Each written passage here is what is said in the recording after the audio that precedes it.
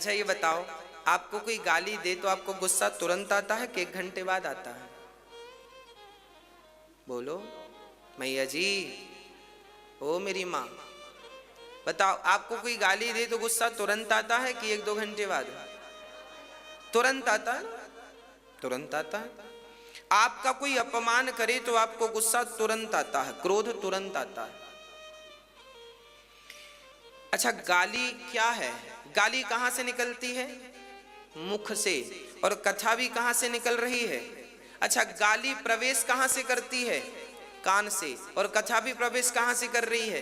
कान से। अब जरा ध्यान से समझिएगा, गाली भी वहीं से निकलती है जहां कथा निकलती है, जहां से, और प्रवेश भी गाली वहीं से करती है जहां से कथा प्रवेश करती है। पर दोनों में अंतर देखिएगा कि कथा गाली आप सुनते हैं तो गुस्सा तुरंत आता, आप बिल्कुल शांत हो, प्रसन्न हो, और आपको कोई गाली दे दे तो तुरंत आपको गुस्सा आ जाता है कि नहीं?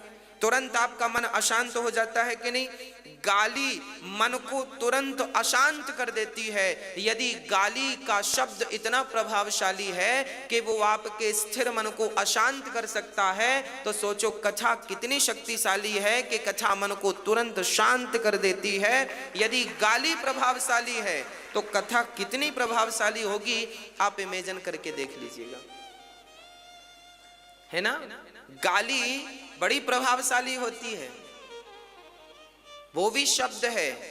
कथा भी प्रभावशाली होती है, ये भी शब्द है। अब कोई कहे भागवत सुनने से क्या होता है? भाई साहब वही होता है जो गाली सुनने से होता है। फर्क इतना है कि गाली मन को अशांत करती है और कथा मन को शांत कर देती है।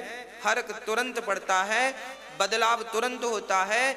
कई लोग हमें मिले जो बोले महाराज जी हम मरने वाले थे पर कथा ने हमें मरने से रोक लिया, हम डिप्रेशन में जाने वाले थे या चले गए थे पर कथा ने हमें उबार लिया, डॉक्टरों की दवाई लाखों की खाई पर वो आनंद नहीं आया जो आनंद इस कथा में प्राप्त हो गया। कथा मात्रैक जीवनम, जिसका जीवन कथा हो गया है उसका तो जीवन आनंदमय हो गया।